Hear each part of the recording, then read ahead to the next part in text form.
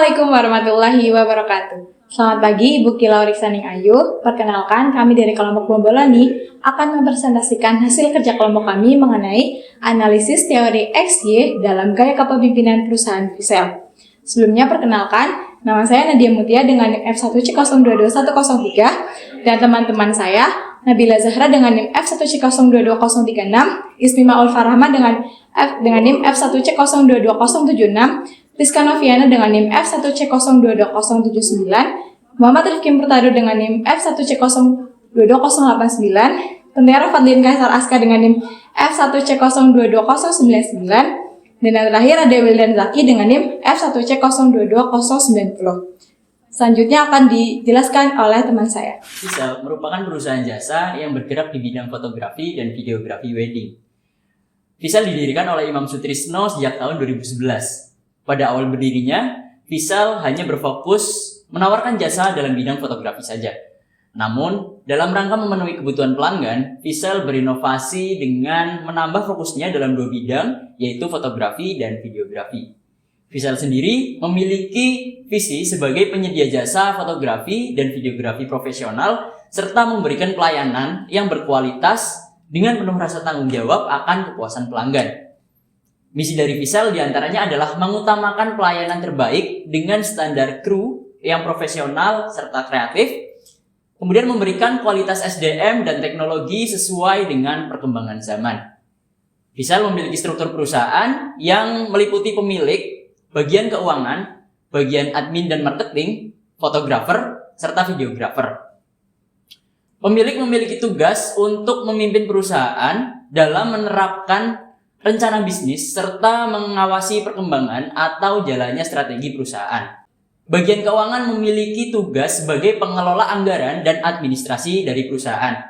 Kemudian bagian admin dan marketing memiliki tugas untuk mengelola admin sosial media sekaligus memasarkan karya Visel kepada masyarakat luas. Kemudian fotografer dan videografer memiliki tanggung jawab dalam pengambilan gambar pada saat produksi serta melakukan editing. Untuk keseluruhan, Visel memiliki awak dengan jumlah 7 orang termasuk pemilik. Fungsi pemimpin pada perusahaan ini yaitu ada 4. Yang pertama itu pengontrol. Mas Imam selaku owner menjadi pengontrol perusahaan, yaitu dengan memastikan pekerjaan setiap karyawannya dan tidak terjadinya miskomunikasi sehingga menyebabkan perpecahan hubungan antar karyawan. Yang kedua yaitu penengah. Fungsi pemimpin di sini yaitu menjadi penengah ketika adanya rapat bulanan ataupun ketika adanya permasalahan antar karyawan.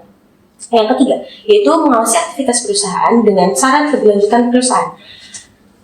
Mengawasi bukan berarti harus turun ke lapangan. Itulah yang diterapkan oleh Mas Imam sejak 2018. Ia sudah tidak pernah lagi turun ke lapangan dan menarik kepercayaan penuh pada karyawannya, sehingga itulah yang menggandeng Visel itu sendiri sehingga bertahan hingga sekarang. Yang keempat yaitu memberi dukungan dan semangat. Pemimpin yang baik itu harus bisa menjadi contoh yang baik untuk para karyawannya. Bentuk dukungan dan semangat yang diberikan oleh Mas Imam yaitu dengan memberikan dana dan mengadakan seminar untuk para karyawannya berlatih sehingga bisa mengasah skill mereka. Oke, selanjutnya adalah gaya kepemimpinan Visel ini masuk ke dalam teori X. Kenapa masuk ke dalam teori X? Karena teori X ini memandang bahwasanya manusia ini malas dan susah untuk bertanggung jawab sehingga memerlukan dorongan dan motivasi dari perusahaan. Nah, dalam Visel ini terdapat pengendalian dari perusahaan dengan membagi gaji menjadi 3. Yang pertama adalah gaji pokok, gaji editing, dan juga gaji bonus. Ini diberlakukan agar karyawan itu semangat dalam melakukan pekerjaannya. Selain itu, owner juga memberikan deadline waktu editing selama 7 hari. Apabila terlambat, maka diberlakukan potongan gaji. Selanjutnya, Visel memberikan peraturan kepada karyawannya berupa masuk minimal kerja 8 jam. Jika karyawan terlambat, maka karyawan tersebut berkewajiban untuk menggantinya dengan pulang lebih akhir. Perusahaan disimbolkan mendorong dan memotivasi karyawan dengan manajerialnya. Oke, yang selanjutnya itu ada gaya dasar kepemimpinan. Gaya dasar kepemimpinan ini ada 4, yaitu G1, G2, G3, dan G4. Nah, Visel ini termasuk ke dalam gaya dasar kepemimpinan G2 dengan arahan dan dukungan yang tinggi. Gaya G2 merupakan pemimpin yang senang mengarahkan dan memiliki dukungan yang tinggi kepada para karyawannya. Pemimpin menjelaskan keputusan dan membuat kebijakan yang pemimpin itu buat. Selain itu, pemimpin mau menerima pendapat dari bawahannya. Walaupun begitu, pemimpin tetap memberikan pengarahan dan pengawasan terhadap kinerja dari setiap masing-masing karyawannya. Pemimpin Visel memberikan dukungan baik secara emosional serta lewat materi. Owner Visel memberikan jatah libur jika diketahui karyawannya ada yang kondisinya kurang baik sehingga kinerjanya menurun. Selain itu, dalam pengambilan keputusan pada perusahaan, owner melibatkan karyawannya. Bentuk perilaku pengarahan oleh owner Visel yaitu dengan mengarahkan karyawan yang turun ke lapangan. Selanjutnya yaitu ada iklim organisasi. Menurut Moss, terdapat 4 dimensi iklim organisasi. Yang pertama yaitu dimensi hubungan yang mencakup interaksi antar anggota. Yang kedua ada dimensi pertumbuhan dan perkembangan yang membicarakan mengenai tujuan dari organisasi tersebut. Yang ketiga ada dimensi perubahan dan perbaikan sistem. Dan yang keempat ada lingkungan fisik. Oke, selanjutnya menurut pengamatan kami berdasarkan komponen iklim organisasi.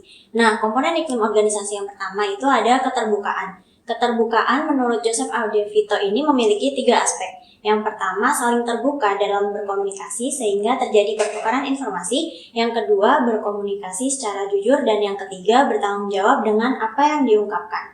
Nah, dalam hal ini, pimpinan perlu memfasilitasi kondisi munculnya keterbukaan. Suasana keterbukaan muncul ketika pimpinan dan juga karyawan saling berinteraksi secara jujur. Nah, adanya sikap tanggap dari pimpinan ketika ada suatu permasalahan yang disampaikan oleh karyawan, itu juga termasuk dalam keterbukaan dari suatu organisasi. Oke, yang ketiga ada dukungan. Nah, berdasarkan pengamatan kami dalam Visel organisasi ini, Visel merupakan pekerjaan yang mengutamakan keahlian dan juga seni. Nah, dari situ pimpinan Visel sendiri juga memberikan atau memfasilitasi para karyawannya untuk mengupgrade diri dan mengupgrade ilmu pengetahuan. Contohnya melalui beberapa referensi-referensi yang disampaikan oleh Mas Imam sendiri selaku owner dari Visel. Dan itu referensinya berupa seniman-seniman fotografi yang biasanya banyak ter-share di media sosial. Nah, yang selanjutnya ada partisipasi. Nah, partisipasi ini bentuknya adalah keterlibatan dan komitmen dari karyawan Visel itu sendiri. Nah, dalam hal ini, organisasi Visel ini partisipasinya dinilai baik karena karyawan Visel sendiri memiliki job desk dan juga pembagian tugasnya masing-masing dalam bekerja. Nah, sebelum ada proyek yang akan mereka lakukan, biasanya terdapat pembagian tugas yang nantinya dikoordinasikan oleh admin. Nah, selanjutnya yang terakhir ada kejelasan.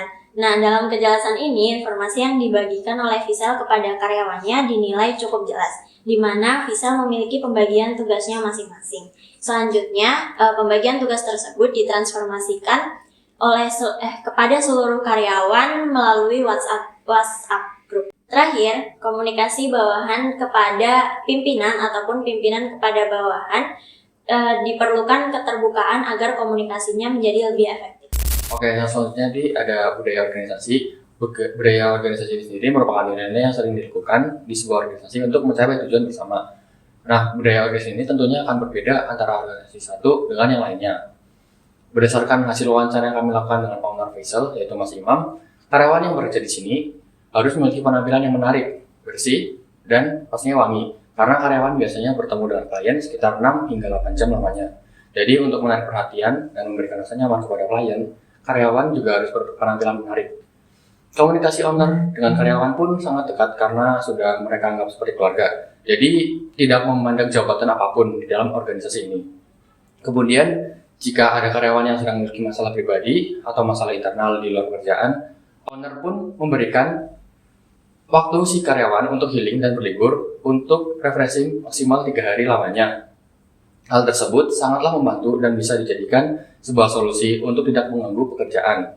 Jika karyawan dipaksakan untuk bekerja tetapi terdapat masalah pribadi pada dirinya, maka hal tersebut dapat memunculkan kemungkinan mengganggu bahkan merusak suasana pekerjaan.